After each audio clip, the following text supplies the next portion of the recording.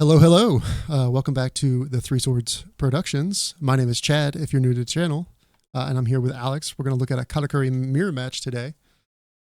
Jump on in here.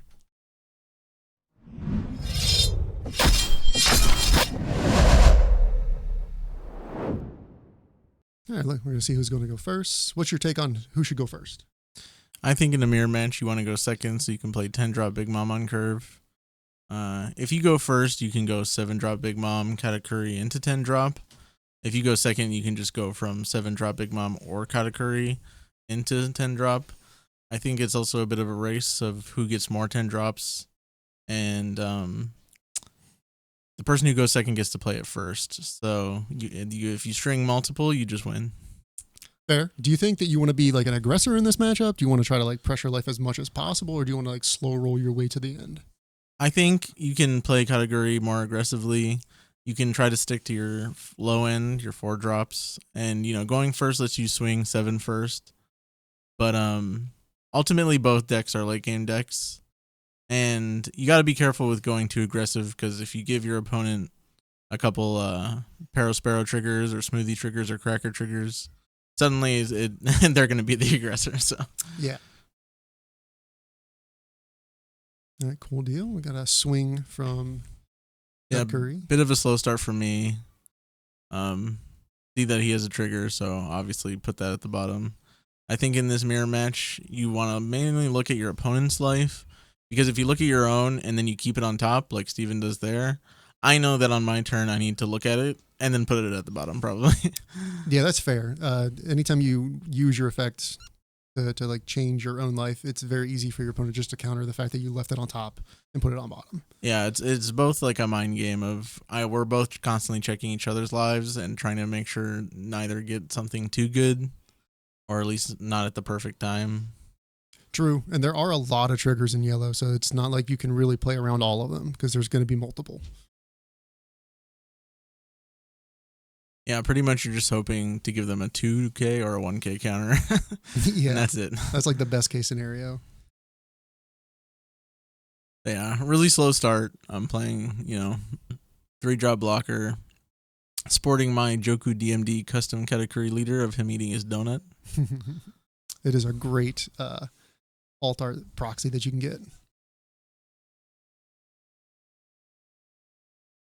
I'm assuming you wouldn't want to normally start this slow. You would probably want to, play your own Sparrow. Yeah, ideally, Sparrow is a great early start. Putting to grab Sparrow. Even the Opera, I really like Opera as a 4 Dawn 6K vanilla. It's better to put in play manually than a Cracker or a Smoothie. So yeah, I mean the Sanji start's pretty bad. Obviously, I have nothing higher than a 3K character wise. But we'll see how that comes up. It seems to be going well for you, at least this far. You've got Steven down to 3 life. He's only got the 1 Sparrow, not really threatening you much back. So if you can stabilize and keep this advantage, it does look okay. He does have a lot of cards in hand, though. Yeah, things can definitely get out of hand quick, and there's a lot of counters in yellow. In the version I'm running, I'm only running 8 counters, not the starter deck pudding. But I believe Steven's running the full 12. And yeah, I think most decks nowadays require you to have 12 2Ks in your deck.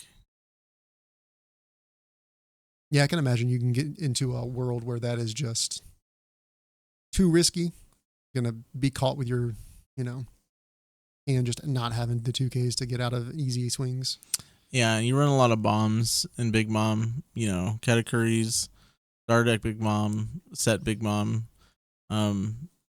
There's a couple 1Ks, obviously, but yeah, you got to watch out, especially without Shirahoshi to filter your hand. Right. You can definitely find yourself with a handful of bombs and no counter power. Right. Okay, we got a 3-drop vanilla played by Steven. I don't know what that card's called. Just Lion Man. That tracks. It does look like a Lion Man. He is a Lion Man. Yeah. Yeah, if you ever see your opponent swing, just base level Katakuri, yeah, they're gonna tap out. Yep. I also ran Ikaku Sovereignty in this version, Trying to get the trigger to gain a life, it can definitely cheese you a win. But I did notice Big Mom or Katakuri is a deck where you tap out a lot. So you pretty much never want to hold up 2 Dawn. It's better to just have extra 2Ks in your deck. Yeah. So I'm back and forth on that card. It's Peckham's. Peckham's is the card that's in play.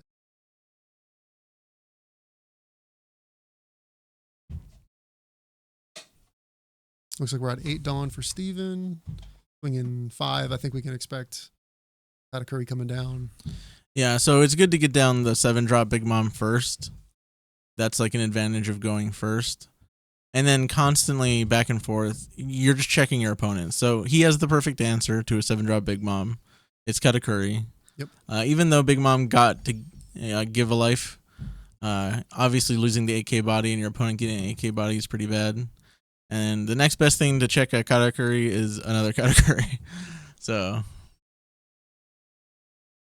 are we going to see a Katakuri coming down to check that Katakuri that just came in?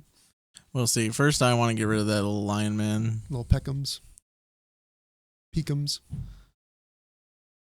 And he's gone. Yep. And then, yep, Katakuri. I have the Katakuri answer. It's very reminiscent of set 1. How blue players would keep bouncing each other's cards.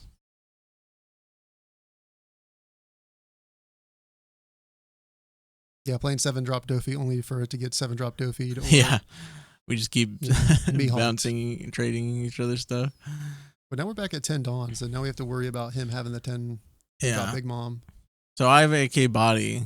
Same thing as the 7-drop. Had that whole exchange not happen. He does have it. But he does get to 10-drop first, which is the advantage of going second. Yeah. And the best answer, just like when your opponent plays Whitebeard, is to play your own. Yep. But since he got to play it first, then it's like, oh, do you have it?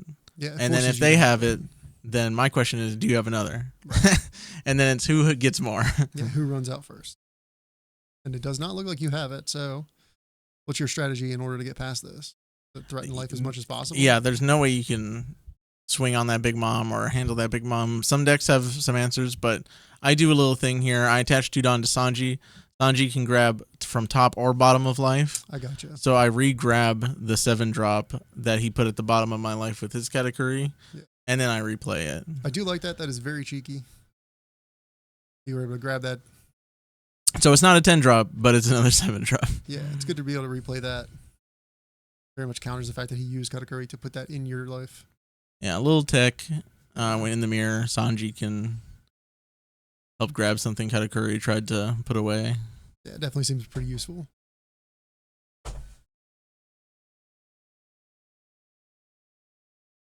Yeah, there's a 7-drop. It's just basically gain 1. Your opponents they should never crit most of the time, unless they're insanely far ahead. They're probably going to try to end the game on their following turn.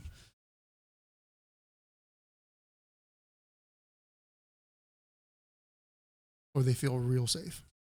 Yeah, what's better than Katakuri and 7-drop Big Mom? Another 10-drop Big Mom. Yeah, double 10. Gaining a life and critting is really good. Yeah. Yellow players do not play with 5 life. They No. play with much more. It absolutely feels like it's close to like a 7 or 8 life leader. Yeah, most of the and time. 10-drop Big Mom is so good because of the crit.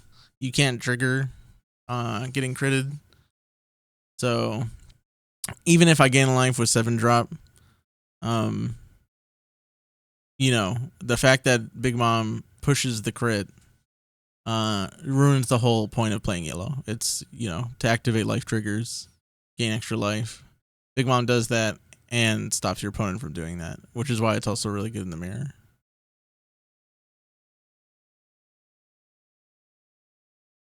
Oh, I see an alt art Big Mom in your hand. Definitely coming down this turn. That's exciting. Yeah, I got to try to play my own 10-drop. Finally got one. And this is where it gets kind of mundane back and forth. The Katakuri and the 7-drop are keeping me in the game versus the 2 10-drop Big Moms. I feel like you're in a pretty dangerous spot, though, because if he ever just turns sideways on those, which is exactly what he's doing this turn, you kind of have to just lose him. Your hand's too loaded. So it's still like a race. Yeah. he's down to 2 life. I still have 4.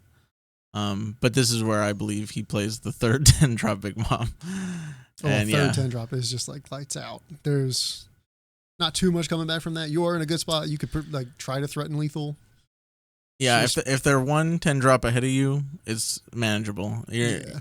But if they're 2 10 drop Big Moms ahead of you, it's probably game over. Yeah, that feels rough. Because again, at 12K, it's so impossible to answer.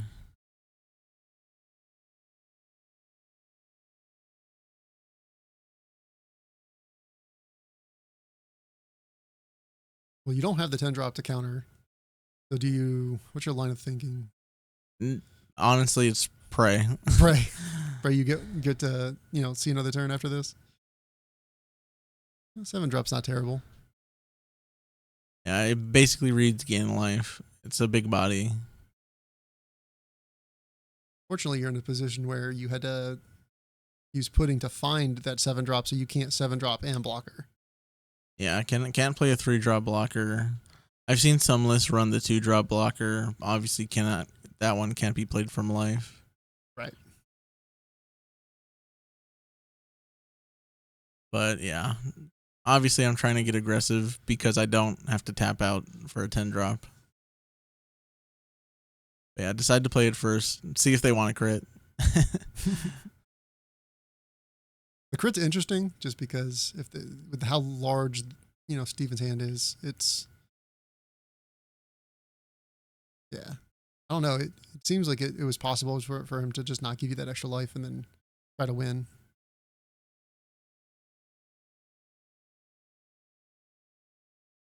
Yeah, it's definitely constantly checking each other. I mean, that's most mirror matches, but in this matchup, it's like that to the max. You're looking at each other's lives, trying to prevent certain triggers.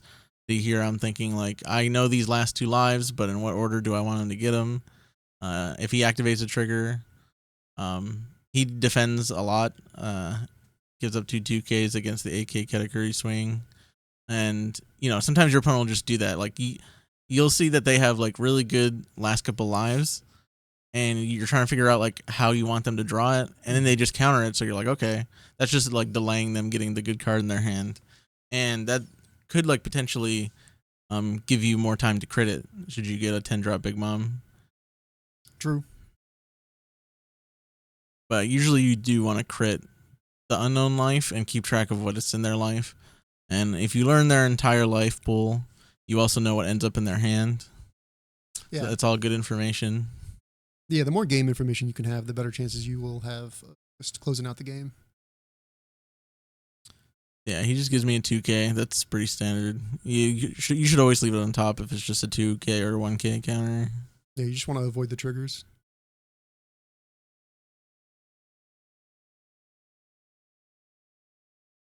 Yeah, pull a Thunderbolt. Not very good against 3 10 drop Big Moms. No. 3 10 drops is a lot. And then swings for game. 15. Yeah. That game's a wrap.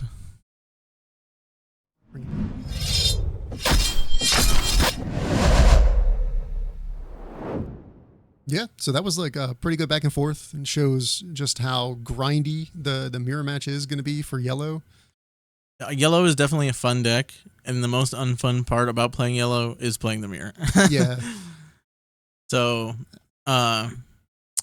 expect what you saw to happen. There's going to be the Luffy deck that sees every 5 drop Luffy, etc., etc. Yep. It is going to be, it's going to be feels bad if you think your opponent's pulling all the big bombs and you're not. I don't believe it's unwinnable. It's just certainly going to be hard. Especially, again, when you swing those first couple life and your opponent plays a Sparrow and a Smoothie or a Cracker that swings double attack after that. Yellow is definitely a cheesy deck, and that makes you like afraid to swing at their life, and then they just regain the life. Late game, you can see the yellow players still have 5 life, and that's pretty depressing. Yeah, that's but like yellow is fun, probably much less fun to play against. Yeah, as a mono black player, that's very, very true. Yeah, well, you're still sticking around, thank you. Please give a thought to liking the video, sharing the video. And if you're new to the channel, subscribe. Greatly appreciate that. And see you guys on the next video. See ya.